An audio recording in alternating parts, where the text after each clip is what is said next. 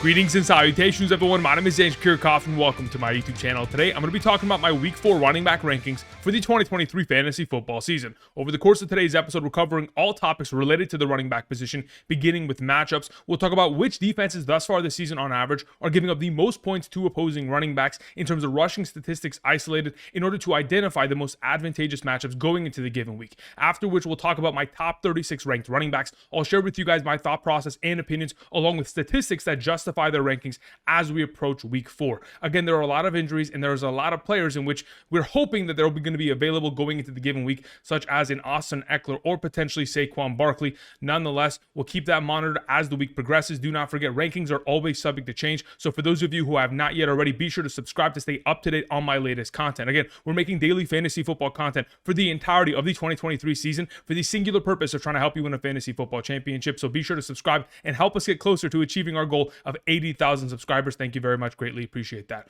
Also, any statistic that I mention or present over the course of today's episode is for a half PPR scoring format, so keep that in mind. If you're looking for a specific player, there are timestamps down in the description. While you're down in the description, be sure to also head on over to Underdog Fantasy. For those of you guys who haven't checked them out, if you sign up today using code Andrew and make a first-time deposit minimum of $10, not only are you going to be eligible for the first-time deposit match up to $500, you're also going to get my rankings sent to you from my email directly to yours every single Sunday morning for the remainder of the season. Those rankings will consist of by position, by tier, all primary positions: quarterback, running back, wide receiver, tight end, kicker, and defense.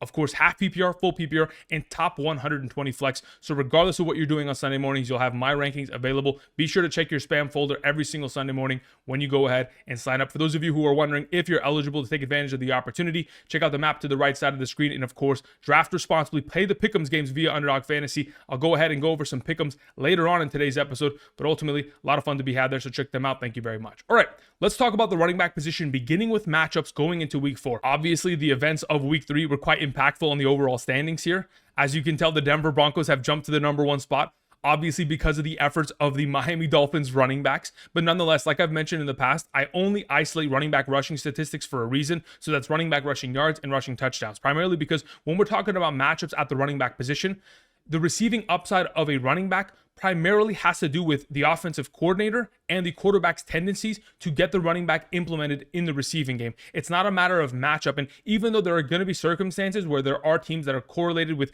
giving up a lot of points to opposing running backs in the receiving game, when I've gone ahead and done my research over the last 3 years, the results have shown that running back success in the receiving game is often to do with their team rather than the opposing team on a weekly basis. Therefore, we isolate running back rushing statistics. So as you guys can see on screen, the Denver Broncos, the Carolina Panthers, New York Giants, Houston Texans, Chicago Bears, teams that have been terrible even last season in terms of stopping the run against opposing running backs, are continuing to be in this same conversation once again. The Denver Broncos were quite a surprise, but in the last 2 weeks, whether it has been Buffalo Bills running backs or even Miami Dolphins running backs, they have given up their fair share of points, to say the very least. Nonetheless, these are obvious matchups that we want to take advantage of. Some of these circumstances, like the Chicago Bears running backs taking on the Denver Broncos, isn't as great as someone like Alexander Mattison, who's coming off of a great week and will have the opportunity of taking on the Carolina Panthers. Of course, guys like Kenneth Walker taking on the New York Giants defense, or perhaps a bounce back week for someone like Najee Harris taking on the Houston Texans run stop defense. Nonetheless, just wanted to go ahead and present these statistics. On the other side of the coin, we have some of the tougher matchups at the running back position: the Philadelphia Eagles, Cleveland Browns, New Orleans Saints, Tennessee Titans, Jacksonville Jaguars.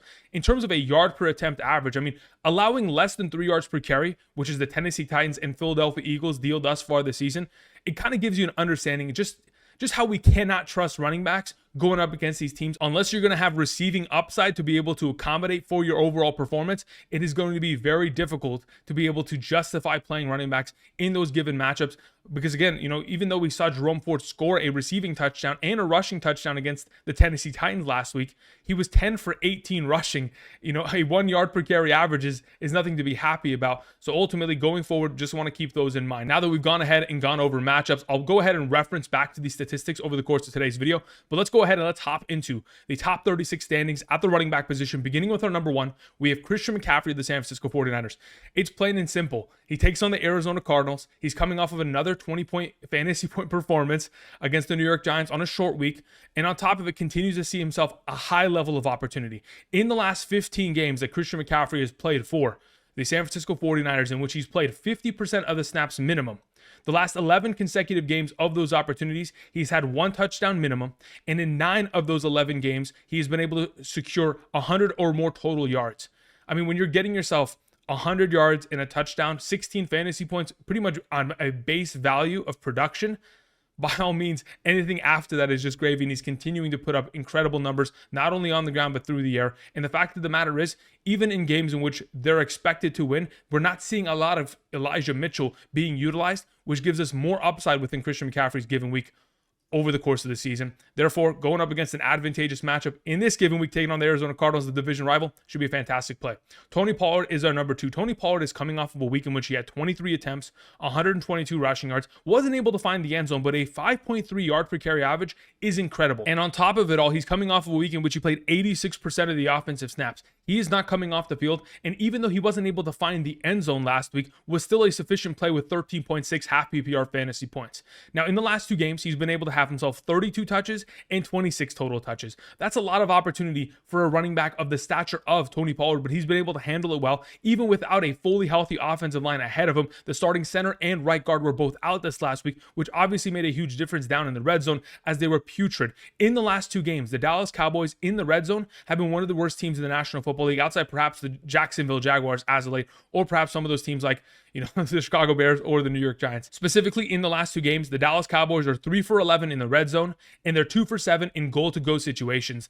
That needs to clean up, and if and when they do, the touchdowns will pour in for Tony Pollard, and hopefully this week is going to be that. Number 3, we have Kenneth Walker. I mean, he's coming off of an incredible performance of 29.1 fantasy points, only playing 51% of the offensive snaps, but was able to do the most with his overall opportunities, averaging nearly 5.4 yards per carry. The fact of the matter is, even with Zach Charbonnet getting himself more and more of a utilization within this backfield, playing 43% of the snaps last week, having himself 9 rushing attempts and 1 reception through the air, ultimately, Kenneth Walker is still the guy in this backfield, and it's going to take a lot in order for Kenneth Walker not to continue to get his steady overall opportunities of contribution through the running game and obviously through the air. 3 receptions for 59 yards last week was incredible. They lined him up out wide, and he's making plays as a receiver. That is great to see, especially as a guy who's trying to stay on the field as much as he can with Zach Charbonnet, the rookie running back, breathing down his neck for more touches. Now, he takes on the New York Giants. Last season in Week 8, they took on the New York Giants. He had himself 18 attempts for 51 yards, a rushing touchdown, 11.7 fantasy points. Wasn't the best overall performance. That was ultimately when he was trying to find his footing as a starter when Rashad Penny had went down. But going into this upcoming week, already established as the guy, taking on the New York Giants that are giving up 19.67 fantasy points per game to opposing running backs in the rushing game, allowing 4.17 yards per carry. They're the 3rd easiest matchup at the position. Kenneth Walker should have himself a fantastic week. Number 4, we have Bijan Robinson.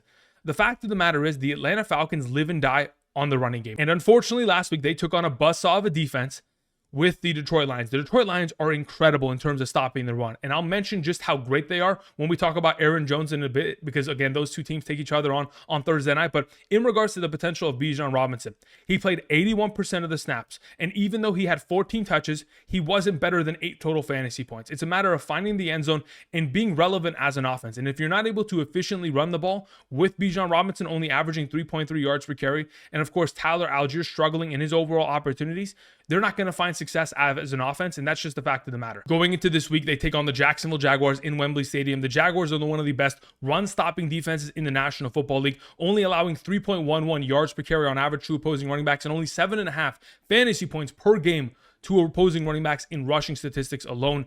So again, an elite run-stopping defense taking on a team that live and dies by the running game. It's going to be difficult, but nonetheless, the fact of the matter is, Bijan Robinson has been able to get himself 4 receptions and a minimum of 27 receiving yards in each of the last 3 games that he's participated in. If his receiving upside continues to grow, and of course he breaks out a big run, potentially finds himself in the end zone, he'll be perfectly fine and a must start.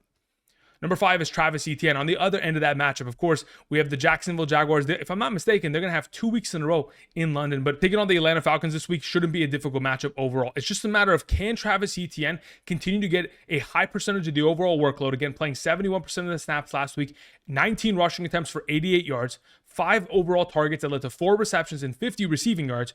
But unfortunately, there's some reason that Tank Bigsby has 2 rushing attempts the entire game, and one of those rushing attempts end up being a vulture touchdown on the goal line. We know that Travis Etienne is the guy for this backfield, but for some reason, this team insists on continuing to give Tank Bigsby rushing attempts on the goal line. And this offense, quite frankly, they have not been efficient down in the red zone. And we would have seen far more upside of touchdowns for Travis Etienne if it wasn't for the inefficiencies of this offense as a whole and the play calling. They're 1 of 5 in the red zone since week 2. So hopefully going forward, they're going to find their footing. And when they do, Travis Etienne, with all of the opportunity he's given, touchdown upside will accompany that and make him that much better of a play.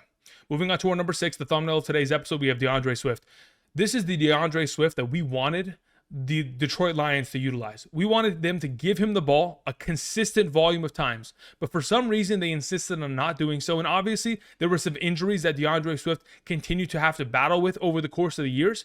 But DeAndre Swift, when given opportunity and is behind an elite offensive line, we are all aware of what kind of, upside he's capable of, because we've seen it in the past with the Detroit Lions. And already in the last 2 weeks with the Philadelphia Eagles, he has been unstoppable. In week 3 against the Tampa Bay Buccaneers, 16 attempts for 130 yards, an 8.1 yard per carry average, 14.3 fantasy points. The week prior against the Minnesota Vikings, 28 carries for 175.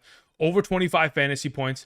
I mean, amongst all running backs in the National Football League thus far already, having only really played in 2 major games, he's number 2 in terms of overall rushing yards, only behind Christian McCaffrey. It is clear that DeAndre Swift is the number 1, and he's filling into the Miles Sanders role going forward. When I went ahead and looked at the game last night and just kind of broke down the overall statistics of his opportunities, specifically in the last 2 weeks, DeAndre Swift has had 44 rushing attempts. 26 of those 44 rushing attempts, which is 59% of his overall attempts, have led to 5 or more yards in those overall opportunities. There is a lot of potential for DeAndre Swift to continue this behind one of the best offensive lines. And unfortunately, the QB sneak is a deadly play, and he will get himself the occasional touchdown because he'll break off a run. But considering the offense he's associated with, taking on the Washington Commanders, he's an automatic play. Moving on to Zack Moss on number 7. Zack Moss has been nothing but incredible. Again, we are still all waiting for the return of Jonathan Taylor, but until then, Zack Moss has demonstrated clear and away he is a fantastic running back, and when given opportunity, he's able to succeed. Coming off of a week in which he played 76% of the offensive snaps, we know that most recently Deion Jackson from the Indianapolis Colts were cut, and they are going to continue to give Zack Moss, until further notice, a lot of opportunity. 30 rushing attempts, 2 receptions. Specifically, that 1 reception was a fade route down the sideline that led to a receiving touchdown. Looked like a receiver out there. There is going to be a lot of success potentially going up against the Los Angeles Rams, not only because it is an advantageous matchup, they're allowing 4.63 yards per carry on average and 12.8 fantasy points per game in terms of rushing statistics to opposing running backs.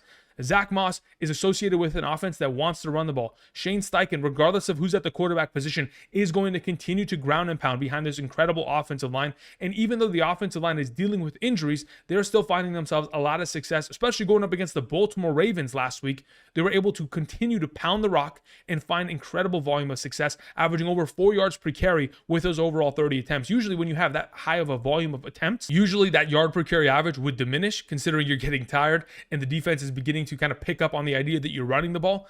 But consistently, Zack Moss found himself a lot of opportunity. In the last 2 weeks, 54 total touches. On top of that, he leads the National Football League in missed tackles forced, and he didn't even play in week 1. Tied with Christian McCaffrey in that statistic. Moving on to our number 8, Raheem Mostert. Raheem Mostert's coming off of a 41.7 fantasy point performance. Unbelievable numbers. 3 rushing touchdowns, 1 receiving touchdown, 7 receptions, 60 receiving yards, 13 rushing attempts for 82 rushing yards, only 51% of the offensive snaps played, obviously because that game was a blowout very quickly. They didn't have to utilize the services of Raheem Mostert in the second half. The fact of the matter is they take on the Buffalo Bills, and they're not going to be able to put up 70 points on the Bills, but they'll certainly be able to, do some damage. Ultimately, the last time we saw the Buffalo Bills take on the Miami Dolphins where Tua Tagovailoa was healthy was in week 15 of last year. In that game, we saw Raheem Mostert, 17 rushing attempts for 136 rushing yards, had himself 1 catch for 20 receiving yards, and 16.1 fantasy points. That was a very close game and ultimately was ended by a field goal victory by the Buffalo Bills. I'm expecting a high-scoring event between these two elite offenses. And the fact of the matter is, even though we have seen the Buffalo Bills giving up 5.57 yards per carry on average to opposing running backs thus far this season, The week 1 overall potential upside of Breece Hall certainly has shifted the numbers into a higher rate. When you go ahead and isolate the last 2 weeks in terms of Las Vegas Raiders running backs and of course Washington Commanders running backs, they're only allowing a 4.28 yard per carry average. And when I say only, that is still an incredible number for a team that is at the very top of the conversation of all things offense. Raheem Mostert, regardless of Devon Achane's overall contributions, should be a fantastic play. Moving on to our number 9, we have James Cook. James Cook on the other side of this overall matchup should be a fantastic play, primarily because with the opportunities that he is given, he has been able to be hyper efficient. Last week, 98 rushing yards on 15 attempts, a 6.53 yard per carry average. This is 2 consecutive weeks in which he's had over a 6.5 yard per carry average against the opposing team, playing 62% of the offensive snaps. And even though we have seen in just the last 2 weeks, 3 rushing touchdowns vultured from him, from Latavius Murray and Dameon Harris, that is pretty much what's limiting James Cook from being a top 5 back in fantasy right now. Truly, it is the overall opportunities that they're going to continue to give these other running backs in these blowout games. But hopefully, James Cook's going to continue to stay in the lineup. Last season, in the 2 matchups in which we saw the Buffalo Bills take on this defense throughout the regular season, the Buffalo Bills didn't get much overall success in terms of running the ball. 14 for 62 in the week 3 matchup, 18 for 67 in the week 15 matchup. But where these running backs found their overall upside was in the receiving game. Last season, in the week 3 matchup, running backs for the Buffalo Bills combined for 17 targets, 14 receptions, 121 receiving yards, and a receiving touchdown. And in the week 15 matchup, 8 targets, 6 catches, 43 and 2 receiving touchdowns. If we're going to anticipate a potential in which the running back position, and specifically James Cook, considering he's the primary receiving back of this team, is going to run more routes, get himself more targets, his upside continues to increase in a higher scoring event. Moving on to Josh Jacobs, our number 10. Again, Josh Jacobs, even though he's coming off a 9.5 point performance against a relatively advantageous matchup in some terms, it is still going to be difficult when Jimmy Garoppolo is turning over the ball as much as they are. They're in a negative game script, and quite frankly, he's not getting enough utilization within the receiving game in comparison to seasons past, of course. Now, going forward, there is a conversation in which Jimmy Garoppolo being in the concussion protocol could end up really hurting overall upside of Josh Jacobs going into the given week. If we do not see Jimmy Garoppolo starting, Brian Hoyer, I would not anticipate Brian Hoyer to be able to deliver a great performance, especially to be able to move the ball on a consistent basis against the Los Angeles Chargers. But hopefully, Jimmy Garoppolo will clear the concussion protocol and be back, because in week 13, the last time we saw Josh Jacobs take on this defense of the Los Angeles Chargers, 26 attempts, 144 rushing yards, a rushing touchdown, and 20.0 half PPR fantasy points. We're hoping against a team that is allowing 4.3 yards per carry on average and over 13 fantasy points per game in terms of rushing statistics alone to opposing running backs. Josh Jacobs should be a fantastic play against his division rival. Moving on to our number 11, we have Rhamondre Stevenson. I'm worried that this may be an Ezekiel Elliott revenge game. Again, the New England Patriots take on the Dallas Cowboys. If, in fact, they're going to continue to give Zeke the ball on a consistent basis, this could lead to less opportunity for Rhamondre Stevenson. But ultimately, Rhamondre is the clear number 1 back. Coming off of a week in which he had 19 rushing attempts, 4 targets, the volume of 23 opportunities within a singular game, we cannot ask for anything more. It's just a matter of, can he find the end zone and can he be more efficient? In order to beat the Dallas Cowboys, you pretty much have to repeat what exactly the Arizona Cardinals did. The Arizona Cardinals made it tough on the Cowboys in the red zone, and they ran the rock. If they're going to go ahead and establish the run, whether it is with Rhamondre Stevenson and Zeke, I'm expecting a lot of success to be found. We just have to ensure that the New England Patriots offensive line is healthy. They've had themselves a lot of injury issues thus far already this season. A lot of their starters continuing to miss on a consistent basis. If we can get a full healthy offensive line back, the overall upside of Rhamondre Stevenson with receiving work will continue to increase his overall potential within the given week. Our number 12 for this week is Joe Mixon. Joe Mixon's coming off a great game last night, and it is abundantly clear that Joe Burrow cannot run. Joe Burrow did not line up under center a single time in that game. And if that's going to continue to be the case and they're going to sit in shotgun, they're going to have to continue to lean upon Joe Mixon in order to get themselves out of these games and out of these rough situations. Because if Joe Burrow's not healthy, Joe Burrow's going to be getting run down by the defensive line of the Tennessee Titans going into this given week. It's up to Joe Mixon to be able to throw in enough rushing attempts within this game to slow down that pass rush, to say the very least. Now, he's coming off of a game in which he wasn't highly efficient, but he got the job done, put up 13.5 half PPR fantasy points. Now, in the last 2 games, we have seen the Cincinnati Bengals take on the Tennessee Titans. One of them was in the 2021-2022 NFL playoffs, the year in which the Bengals went to the Super Bowl. In that game, we saw Joe Mixon, 14 attempts for 54, a rushing touchdown, 6 receptions for 51, 19.5 fantasy points, a great performance. And again, last season, even though Joe Mixon was not available and wasn't active and healthy, we saw Samaje Perine in week 12 against the Tennessee Titans, 17 attempts, 58 and a touchdown, 4 catches, 35, 17.3 fantasy points. We have seen that the Cincinnati Bengals have the Tennessee Titans number. And the fact of the matter is, even though the Tennessee Titans are only allowing 2.69 yards per carry on average, I anticipate that the Cincinnati Bengals are going to continue to run the ball. And hopefully, if we're going to give enough opportunity to Joe Mixon, despite the fact that we have seen guys like Jahmyr Williams average only 2.5 yards per carry, Joshua Kelley only averaged 3.0 yards per carry, and this last week, Jerome Ford only averaged 1.8 yards per carry. Hopefully, we're going to end up seeing a decent week from Joe Mixon in the overall opportunity. Moving on, we talk about our number 13, Derrick Henry. On the other side of this conversation, Derrick Henry, even though he's coming off of an extremely underwhelming performance, in fact, I don't know if he's had a lower rushing yard number since 2019. Very seldom are we ever going to see him put up terrible performances as such. I mean, there was even a point in last week's game in which he had 3 consecutive rushes of -3 yards.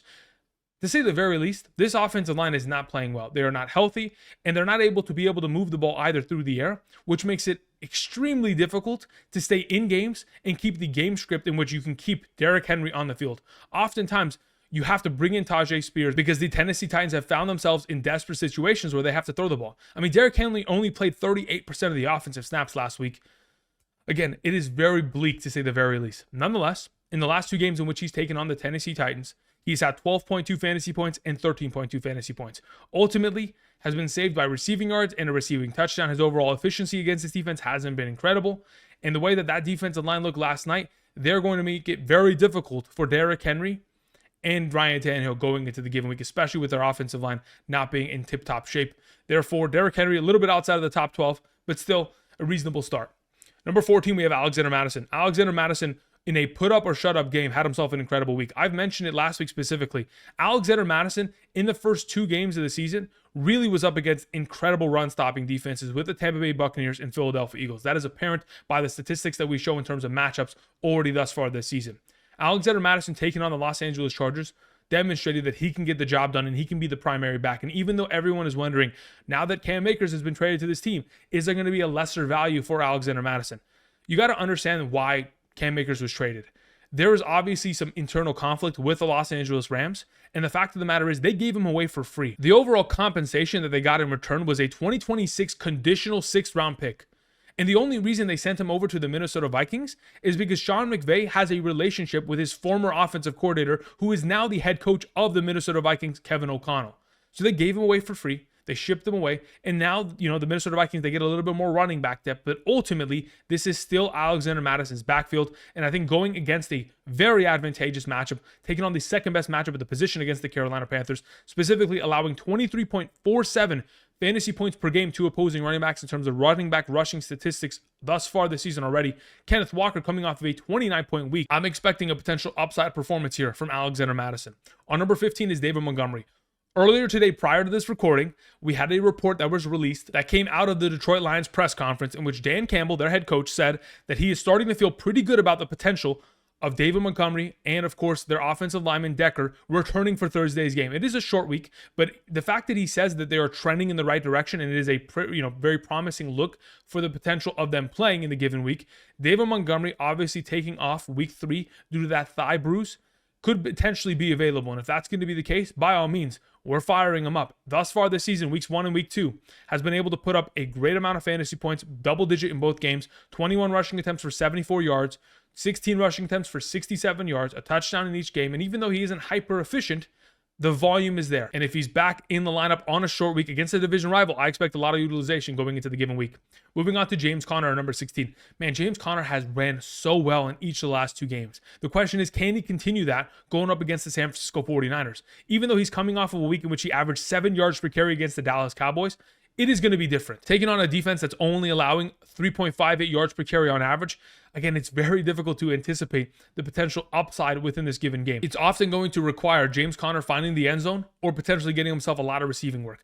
Last season in week 11 against San Francisco 49ers, 14 attempts for 42 rushing yards, a rushing touchdown, 2 receptions on 5 targets, 12 receiving yards, and 12.4 half PPR fantasy points. I'm overall anticipating that kind of a performance, and I'm hoping that we're going to be able to find that.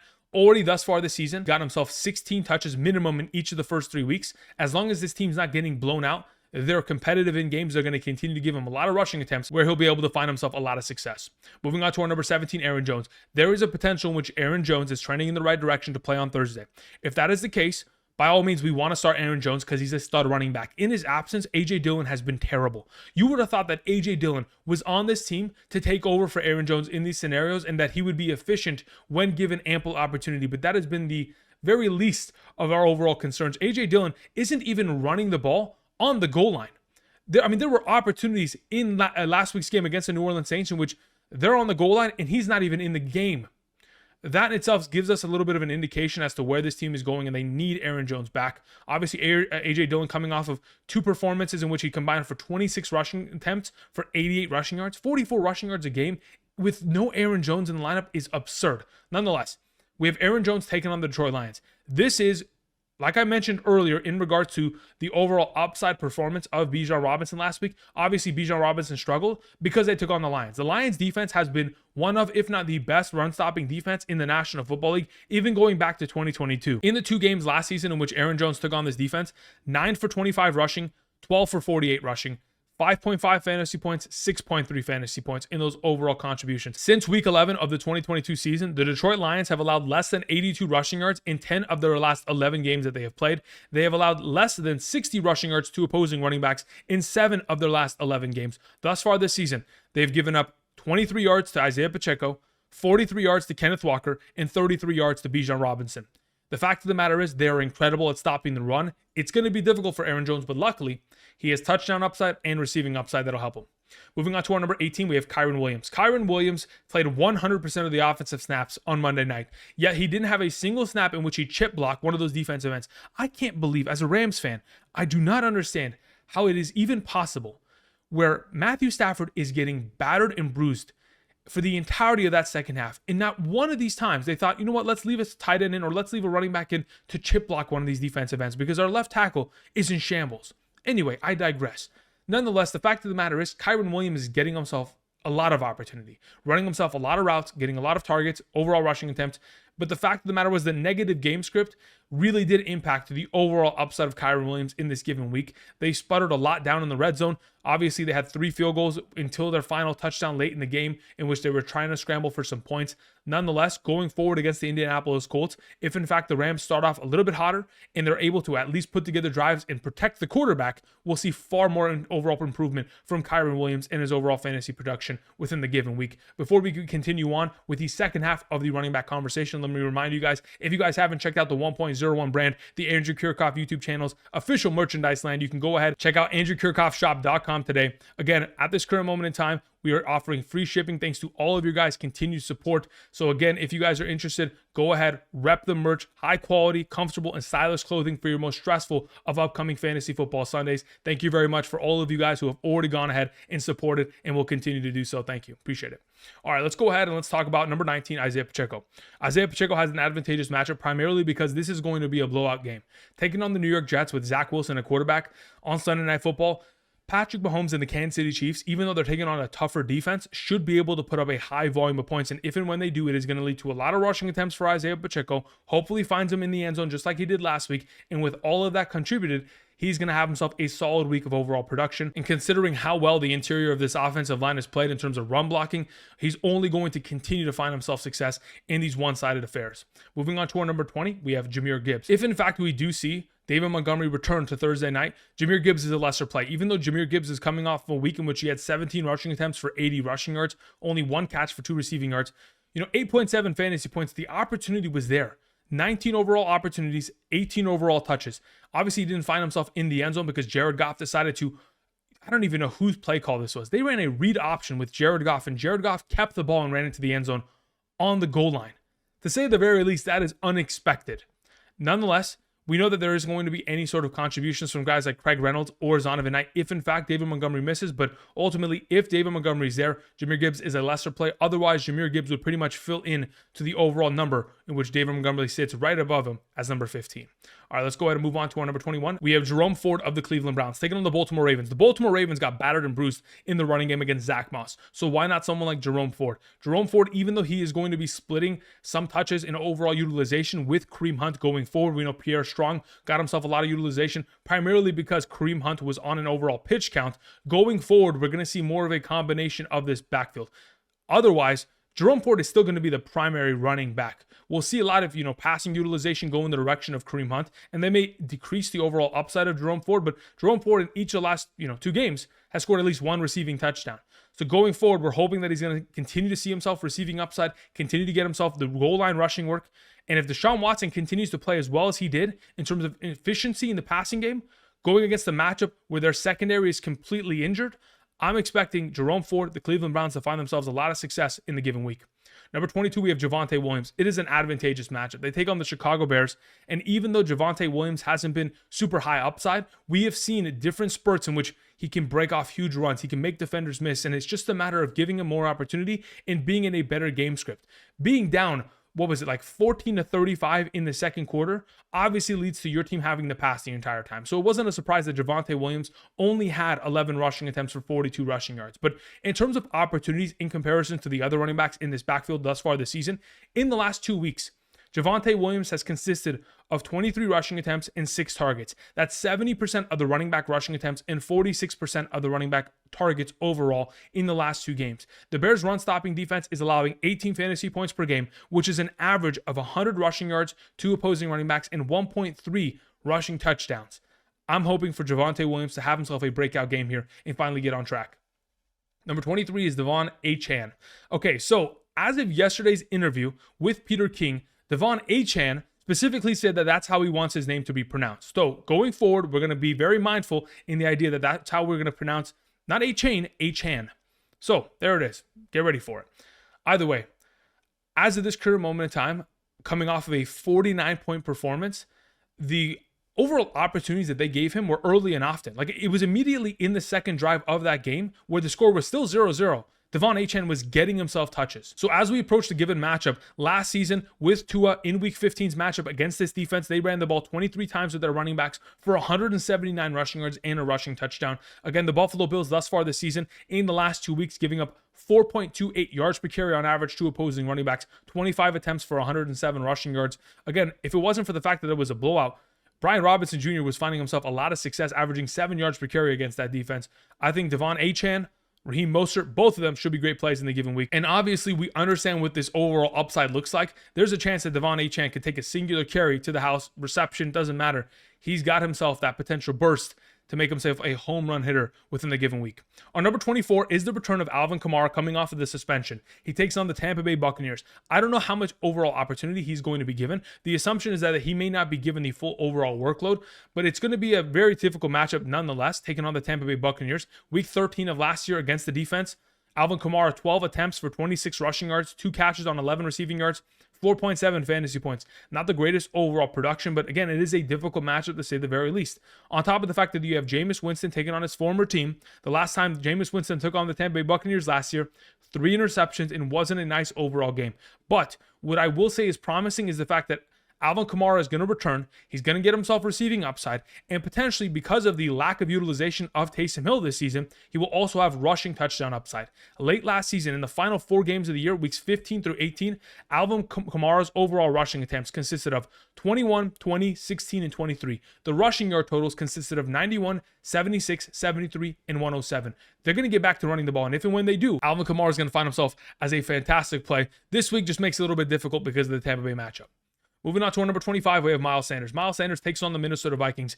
Outside of DeAndre Swift's singular performance against this defense, no other running back has found consistent success in terms of running the ball, whether it has been Rachaad White in week 1 against this team, or Joshua Kelley, who was completely terrible last week in that overall matchup, despite the opportunities he was given. Nonetheless, if Andy Dalton is going to once again be the quarterback for this team, I expect Miles Sanders to have even more upside. 9 targets, 5 receptions, 38 receiving yards, obviously led to the fact that, Andy Dalton threw the ball 58 total times, while Bryce Young in the first 2 weeks combined had only 71 total passing attempts. There's a huge shift within the offense when you have a veteran quarterback there, compared to someone that is learning and trying not to make mistakes. Nonetheless, going forward, if in fact Andy Dalton is available and in the lineup, there will be more opportunities to score, find yourself receiving work, and for Miles Sanders, that only helps as a top-end RB3. Moving on to Bijan Robinson Jr. We're going to go back to, again, another matchup here where they may get blown out. And if Sam Howell and this offensive line cannot protect him and he's going to turn over the ball on a consistent basis, the running game isn't going to find much success. And even though last season, in Week 10, the Washington Commanders stopped the Philadelphia Eagles in their tracks as Bijan Robinson ran the ball 26 times for 86 rushing yards and a rushing touchdown for 14.6 fantasy points and delivered a victory for the Commanders with Taylor Heinicke at quarterback against a once undefeated Philadelphia Eagles team. Unfortunately, I don't know if we're going to be able to see a performance as such. They're going to obviously try to aim for that, dominate the clock, force turnovers, and keep the ball out of Jalen Hurts' hands. But ultimately, in these blowout scenarios, we see a lot of Antonio Gibson, who played 61% of the snaps last week. That is very concerning, especially against the defense going into this week that is only allowing 2.75 yards per carry on average. Number 27 is Dameon Pierce. Dameon Pierce got lucky. This team scored themselves a lot of points, and luckily, despite the fact that he was only averaging 2.21 yards per carry on average, fell into the end zone and was able to get himself enough receiving utilization to where he was relevant within the overall game. That was fantastic. That's 2 consecutive weeks in a row in which Dameon Pierce does not have 4 of his starting offensive linemen active. That is very difficult to trust, but hopefully CJ Stroud within the given matchup can find this team in the red zone and give Dameon Pierce enough opportunities to fall into the end zone and be at least a 10-point play at very best. Moving on to Najee Harris. Speaking of the Pittsburgh Steelers, like you, I have a very difficult time trusting Najee Harris. For those of you who are watching this, we are all in a very kind of sad situation, to be totally honest. Najee Harris had 19 rushing attempts for a measly 65 rushing yards against a Las Vegas Raiders run-stopping defense. Now they take on Houston, and even though Houston's one of the easiest matchups you can possibly ask for, I'm not over the moon about it. I can't trust Najee Harris, especially while Jaylen Warren's out there looking far more efficient. Quite frankly, it's just a matter of can he fall into the end zone. We're hoping that's going to be the case, but this offense really doesn't even get into the red zone. They're really just scoring off of field goals, defensive touchdowns, or deep balls down the field. Ultimately, Najee Harris, very difficult to trust going into the given game, despite how incredible the matchup is, because if in fact they give him enough touches and he can be efficient with it, this should be a game in which he should be able to put up 20 fantasy points, or at least Najee Harris from 2 years ago would have done so. Moving on to our number 29, we have Matt Breida. The assumption is that Saquon Barkley is not going to play within the given week. If in fact he is available on Monday's game against the Seattle Seahawks, we'll adjust the rankings accordingly. But if in fact it is going to be the overall utilization of Matt Breida, he played 82% of the snaps against the San Francisco 49ers, was the goal line back, had 3 targets for 3 receptions, and in fact averaged 4.2 yards per carry against the San Francisco 49ers. If he's available against the Seattle Seahawks, a matchup in which they'll absolutely have to utilize him and will potentially find success on the ground, Matt Breida is a solid kind of fill-in play for the absence of Saquon Barkley, who in the matchup would obviously be in that top 5 conversation in the week. I'm currently considering the idea of no longer naming Joshua Kelley after what he has done, but honestly, I can't blame Joshua Kelley. I just got to blame myself for his overall lack of production. The fact of the matter is, I anticipated that opportunity within an elite offense, that it was going to be a high-scoring game, that at very least Joshua Kelley would find himself in the end zone. But instead, down in the red zone, we have Donald Parham scoring himself touchdowns. Joshua Kelley has been highly inefficient. And even though he takes on the Las Vegas Raiders defense, man, I don't really want to trust it. But the fact of the matter is the Raiders are giving up 16 fantasy points per game on average to opposing running backs in terms of rushing statistics, a 4.7 yard per carry average. And watch, the 1 week we don't start him, he's going to go off. I'm just hoping for Austin Ekeler to get back sooner rather than later. Number 31, we have Rachaad White. Rachaad White, again, taking on the New Orleans Saints, is in a very difficult matchup. In the last 2 games in which we saw the Tampa Bay Buccaneers take on the New Orleans Saints in 2022, weeks 2 and 15, the backfield running backs combined for 26 attempts for 66 yards in one game, 19 attempts for 77 yards in the other game. These games have been highly competitive, but also very low scoring in the last couple matchups between these two teams, primarily because it is a defensive bout between these two division rivals. I'm not expecting much out of Rachaad White within the given week. Number 32 is Breece Hall. I would like to hope that this team can just fix their problems and get him utilization through the air, because quite frankly, nothing on the ground is working. In the last 2 weeks, he's averaging 1.7 yards per carry, 16 attempts for 27 yards. Please run the ball less and throw him the ball and let him be a playmaker out in the open space, because obviously this offensive line, which they're continuing to kind of move puzzle pieces, they move their right guard to their right tackle. They move their right tackle to their left guard. They move their center to their right guard. They filled in a new center. They've replaced their left tackle altogether. This team is in absolute shambles, and hopefully it's not going to continue to impact Breece Hall. But quite frankly, I can't trust him going forward. Therefore, he'll stay in the back end of this conversation. Moving on to Jaylen Warren, number 33. Fantastic matchup. He's been highly efficient. Even though he's going to get himself probably 10 or so touches, he's not going to be able to potentially score a touchdown as consistently as we want him to. So he doesn't have the high upside. But I think there's a very good likelihood that with his overall contributions, he could score himself 8 to potentially 9 fantasy points in the given week, especially considering how much receiving upside he gets in comparison to Najee Harris, who sees no work in that overall opportunity. Moving on to 34, we have Justice Hill. I am not 100% certain as to whether or not Justice Hill is going to play. Obviously, he was dealing with a toe injury, turf toe potentially. If, in fact, we are going to see Gus Edwards clear the concussion protocol, I'd like to have Gus Edwards in the lineup. If Justice Hill's not going to play, it's going to be Melvin Gordon. If Melvin Gordon's not going to play, it'll be Kenyon Drake. If Kenyon Drake's not going to play, maybe they'll pull someone off the practice squad or off of the injured reserve because I know they have that rookie running back. Nonetheless, as of right now, it's kind of in the air. And I really don't like the matchup against the Cleveland Browns with 2 of the starting offensive linemen for the Baltimore Ravens out once again in the given week.